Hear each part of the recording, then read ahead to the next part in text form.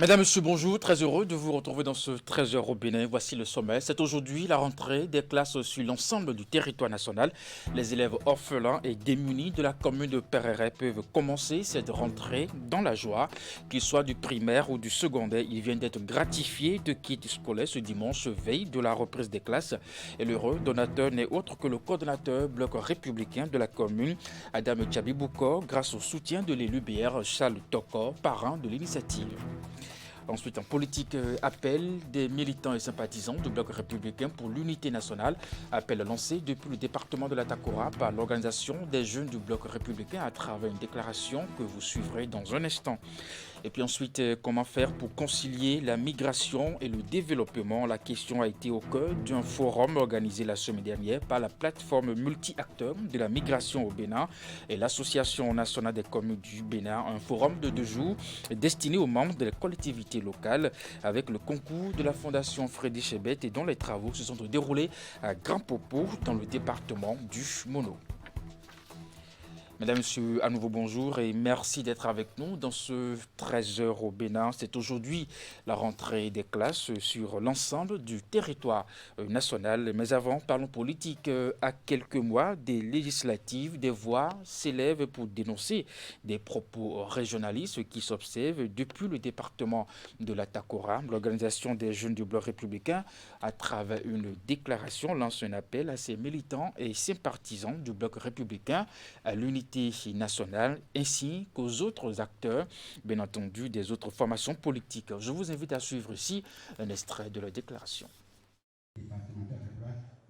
Considérant que le PAG2 2021-2026 ayant engagé l'aménagement et le bitumage des routes du Penko, Kero, Banokwara et Kotakwande est réparateur d'une injustice séculaire, celle de l'exclusion d'un peuple laborieux du partage de la richesse nationale dont il est le deuxième contributeur pour les 40% de sa production.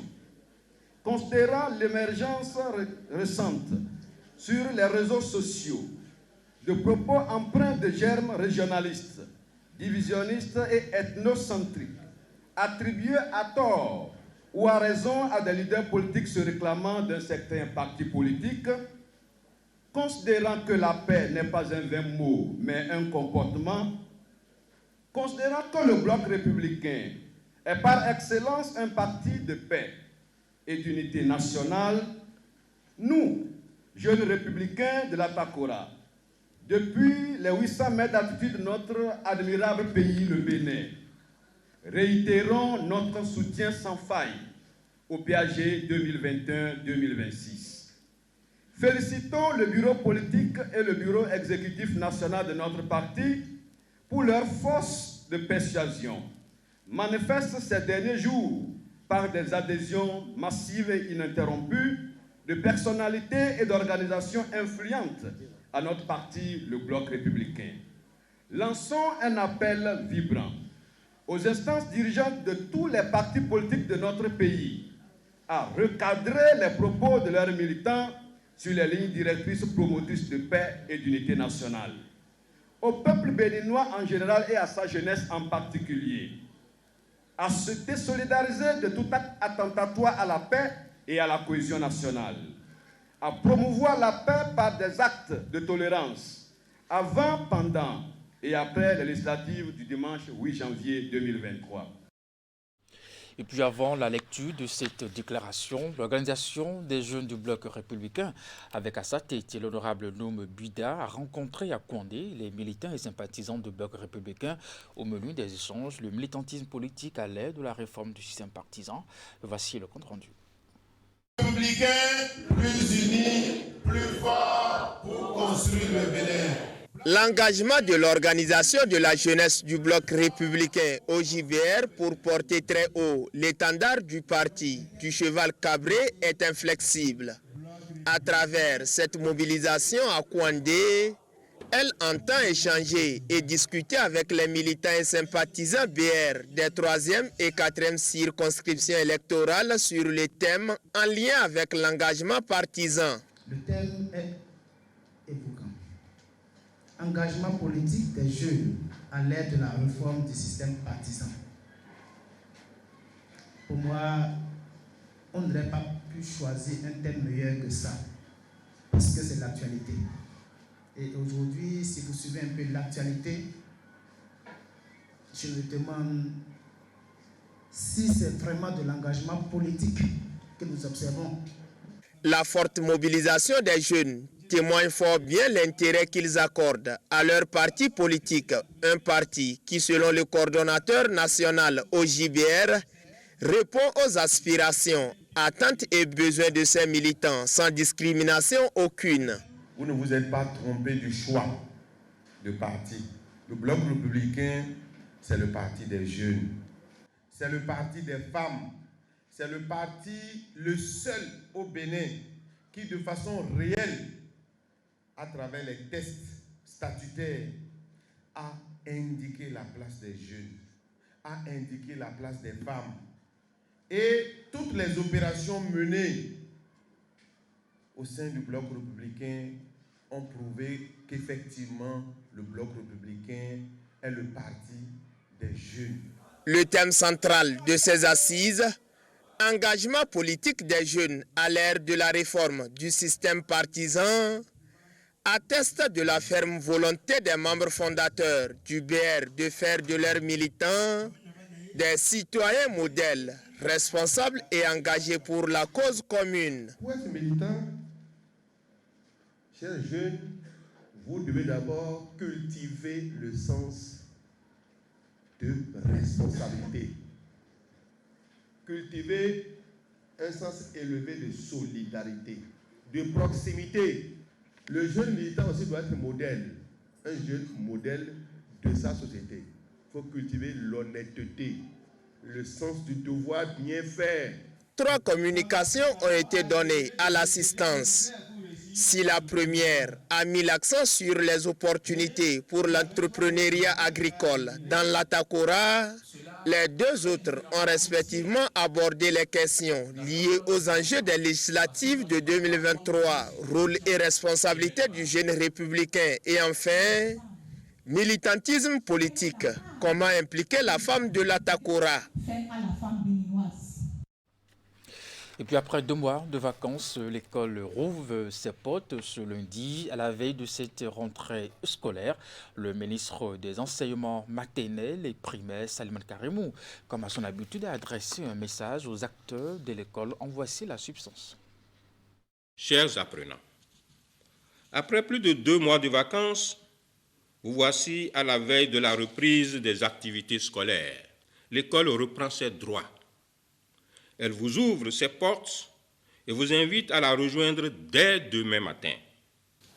Mesdames et messieurs, il est aisé de constater de nos jours les avancées significatives de l'école béninoise au regard de ses résultats qui ne font que s'améliorer d'année en année. Je décerne un satisfecit spécial au personnel enseignant de toutes catégories, sans oublier le corps d'encadrement qui ont très tôt adapté les pas de danse à la cadence. La fierté d'avoir contribué à la remontada de l'école béninoise se lit désormais aisément sur tous les visages. Mesdames et messieurs, l'année scolaire 2022-2023 qui s'annonce doit nous permettre de sonner le glas des vices qui ont pour nom absentéisme et retard injustifié, abandon de poste, alcoolisme, détournement, harcèlement et j'en passe. C'est pourquoi, au nom du gouvernement et en mon nom personnel, j'articule toutes les activités scolaires et parascolaires de l'année 2022-2023 autour de ce thème que je voudrais fédérateur et qui s'intitule comme suit. L'éducation, art de l'univers et de survie collective.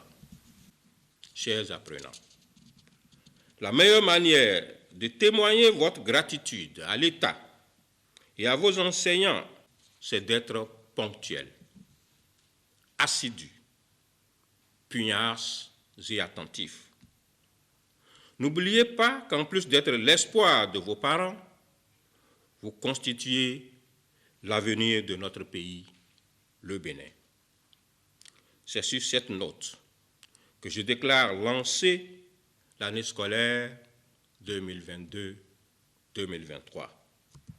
Vive l'école béninoise, vive le Bénin, je vous remercie. Et c'est parti déjà pour cette nouvelle rentrée ce matin sur l'ensemble du territoire national, surtout pour les élèves orphelins et démunis de la commune de Pereret qui ont commencé cette rentrée dans la joie, qu'ils soient du primaire ou du secondaire. Ils viennent d'être gratifiés de kits scolaires ce dimanche, veille de la rentrée des classes. Et l'heureux donateur n'est autre que le coordonnateur bloc républicain de la commune, Adam Tchabibouko, grâce au soutien de l'élu BR, Charles Tokor, parrain de l'initiative. La cérémonie de remise s'est déroulée dans l'enceinte du centre de promotion sociale de Pereret en présence des membres du parti, des populations sorties nombreuses et surtout des bénéficiaires. Reportage de Jacques Dégbé sur Krata d'Ampoli. C'est avec les bras chargés de kits scolaires qu'Adam Tchabibouko est descendu au centre de promotion sociale de Pereret ce dimanche 18 septembre 2022. À la veille de la reprise des classes, le coordonnateur bloc républicain de la commune de Pereret est venu semer la joie dans le cœur des élèves orphelins et démunis de sa localité. Chers parents, nul n'a le droit d'être heureux tout seul, je le redis. Et c'est fort de cela que, connaissant vos difficultés à préparer la rentrée pour vos enfants, nous avons décidé d'unir nos forces pour vous soulager. Ainsi, nous avons constitué des kits contenant des fournitures complètes pour l'année scolaire à tous les bénéficiaires. Il s'agit des cahiers, des bics, des boîtes mathématicales, communément appelées vrais dessinateurs, des couvertures pour cahiers, des ardoises et bien d'autres outils. Au total, 200 élèves orphelins et démunis, dont 100 écoliers, ont bénéficié de ces kits de fournitures scolaires. Pour le parrain de l'événement, Charles Toko, également membre du bloc républicain, il est d'une obligation d'investir dans l'éducation des enfants qui constitue l'avenir du Bénin. Il loue d'ailleurs l'initiative du jeune acteur politique, Adam Tchabibouko. Les ministres de demain sont là. Le président de la République de demain, il est parmi eux peut-être. Les docteurs sont parmi eux. Alors ces jeunes enfants qui sont là, les parents démunis, qui n'ont peut-être pas de cahier, qui vont se rendre à l'école sans bic, sans rien, je pense qu'il faut applaudir sincèrement mon jeune frère Adam Boukor. C'est ça qu'on appelle le retour de l'ascenseur. Aujourd'hui, quand ils vont rentrer, la réflexion du parent ne sera plus comment faire pour que mon enfant aille à l'école. Il sait déjà que c'est garanti, son enfant a les fournitures pour aller à l'école. Venus des 6 arrondissements de Pereret, les bénéficiaires ainsi que les parents n'ont pas manqué, eux aussi, de remercier le donateur. La communauté de Pereret est particulièrement honorée et du jamais vu. Je voudrais saluer infiniment les initiateurs, le parrain et notre coordinateur communal, M. Adam Tchabibouko. Cette œuvre sociale vient à point nommé pour soulager les parents d'élèves qui, en cette période de la rentrée, ont souvent des problèmes financiers pour faire face à cette rentrée. Tout en promettant de revenir l'année prochaine pour le même geste, le donateur a invité les apprenants à faire bon usage de ces kits et surtout à travailler pour réussir en fin d'année scolaire.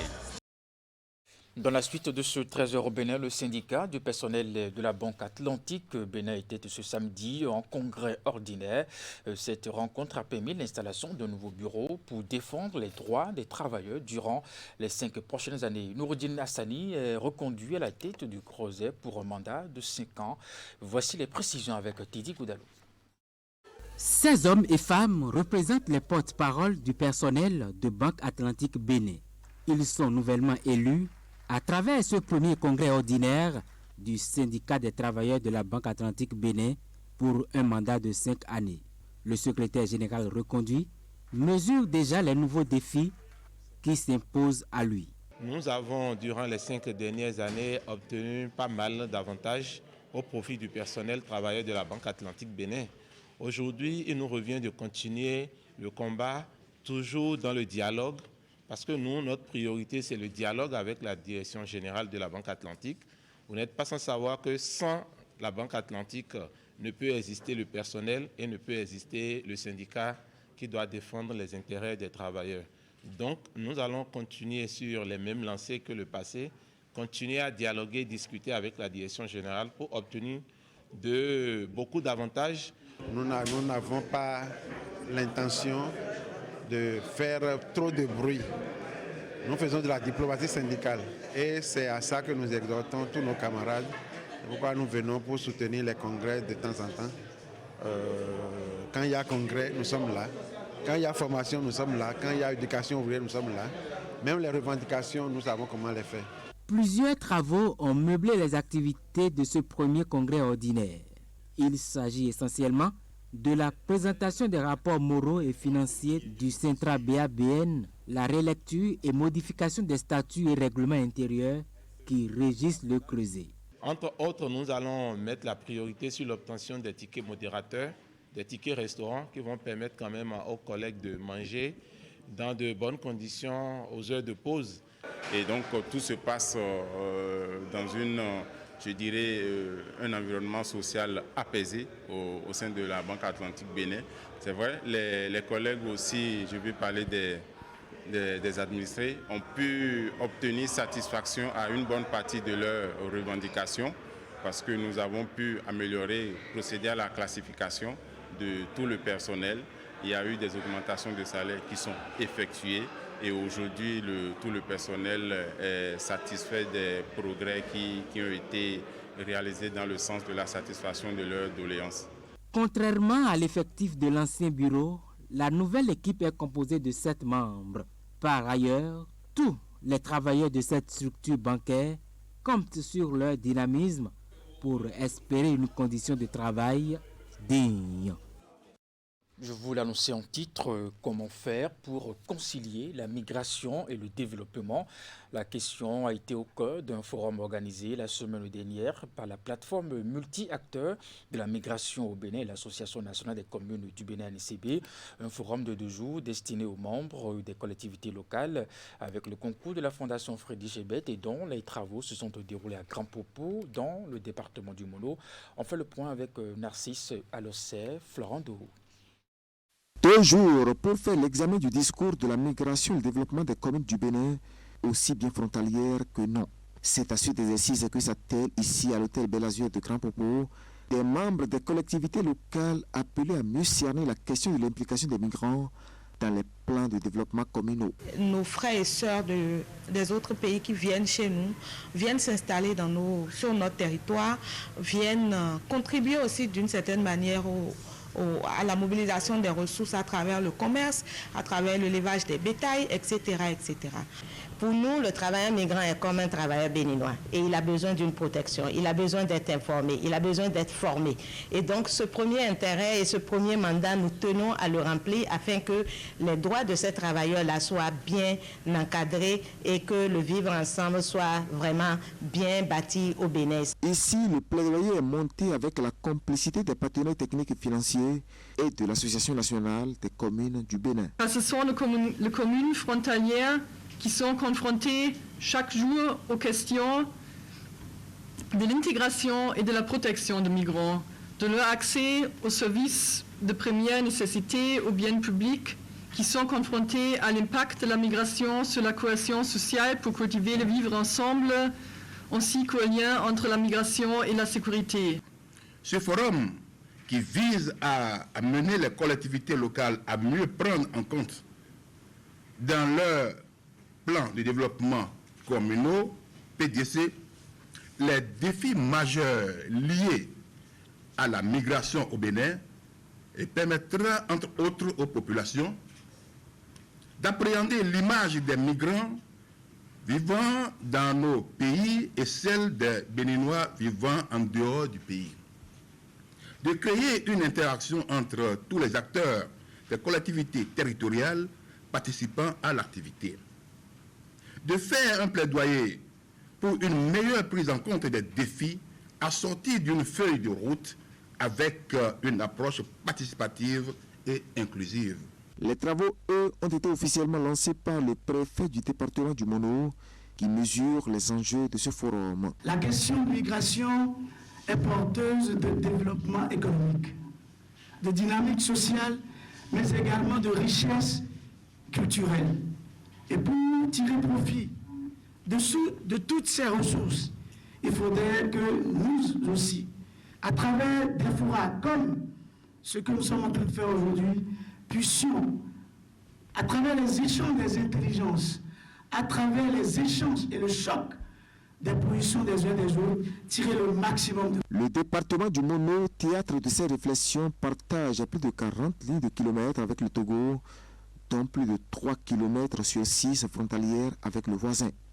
Bienvenue Milorin a enfin souhaité que les fruits de réflexion de ce forum ne restent pas des rapports, mais que cela soit traduit dans la politique de développement des communes du Bénin. Avant de vous quitter, première édition du cross-country dans la commune d'Abomey-Calavi. Cette initiative de Judikel Ayadokoun, membre du parti Union progressiste Le Renouveau, a mobilisé la jeunesse de cette ville autour de l'athlétisme, une discipline sportive à laquelle ils ont pris part pour démontrer leur talent d'athlète. Plusieurs personnalités, membres UPR, sont venus soutenir cette action. Teddy Goudalo pour les images. Le top est donné tôt ce samedi 17 septembre 2022.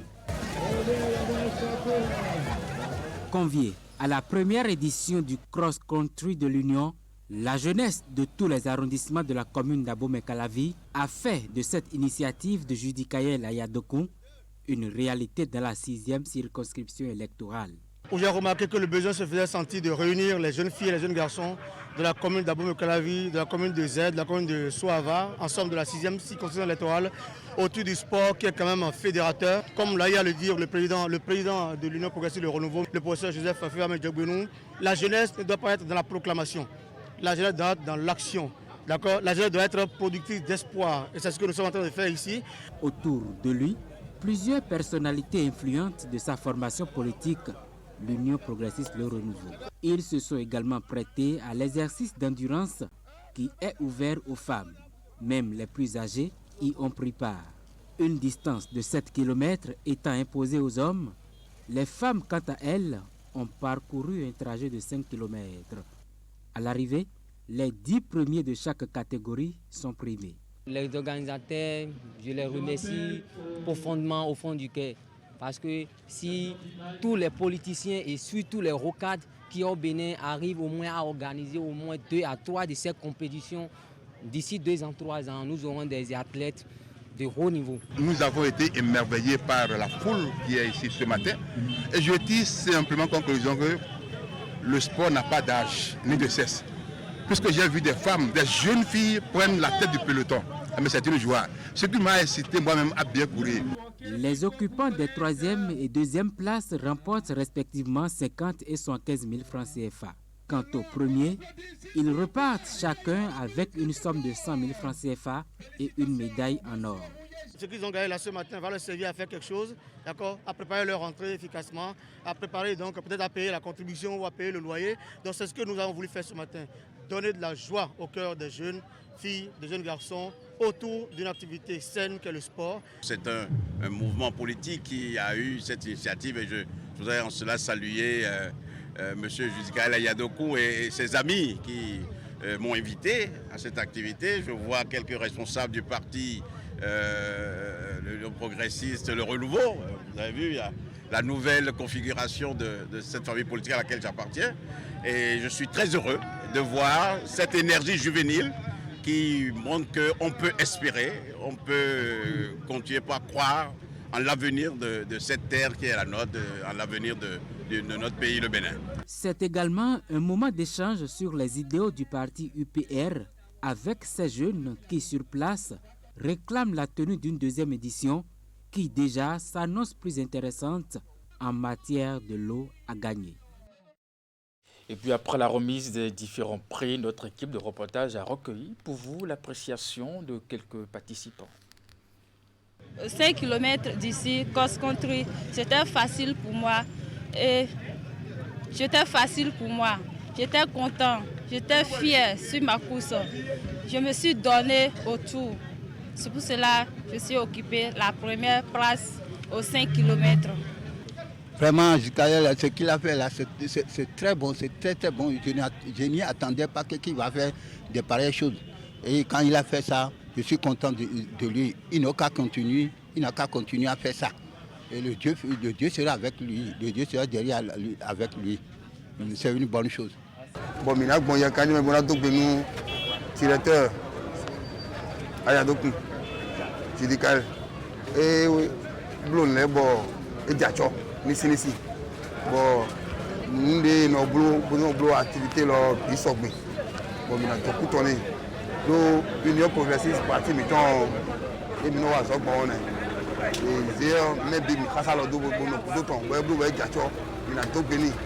Toute activité qui permet de renforcer la fraternité, l'unité, la convivialité, je pense que ces activités se déroulent au sein de l'Union progressiste Le Renouveau. Et quand un camarade prend une telle initiative, organiser un cross-country, une activité sportive, et vous savez que le sport, en réalité, est un facteur d'unité, de fraternité. En même temps, le sport permet de développer toutes ces aptitudes. Le sport, c'est un terrain aussi, un champ de bataille. C'est un champ sur lequel on apprend l'endurance, on apprend la discipline. Et donc, je pense que c'est tout cela que nous voulons véhiculer au niveau de l'Union progressiste. Et Judicaël, notre camarade, nous a tous conviés ici aujourd'hui pour qu'on puisse être au départ de cette belle initiative. Mesdames et messieurs, c'est la fin de ce 13h au Bénin. Merci de l'avoir suivi. Le programme se poursuit sur Canal 3 Bénin à 16h. Votre bulletin d'information, 19h30. La grande édition de la soirée. Portez-vous bien et à très bientôt.